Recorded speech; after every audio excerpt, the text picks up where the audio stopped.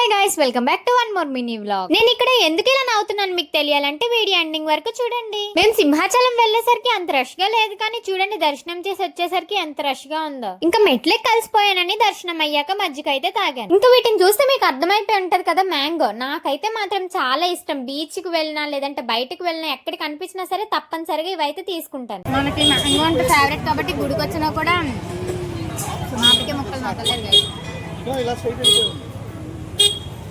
యమ్మీ యమ్మీయా.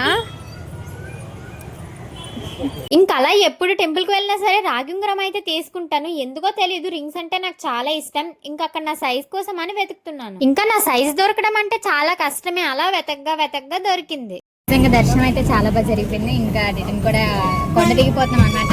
So అటు నుంచి మెట్లు ఎక్కాం కదా, ఇటు నుంచి అయితే ఇంకా అంత ఓపిక లేదని బస్సులో వెళ్ళిపోతున్నాం. సో స్టార్టింగ్ లో నవ్వడానికి కారణం ఏంటి అనేది నేను చెప్తాను అన్నాను కదా. అదేంటంటే ఈ చిన్ని పాప ఆర్తిది నాది వీడియో చూసి నా దగ్గరికి వచ్చి అక్క ఇది నువ్వేనా అని అడిగింది.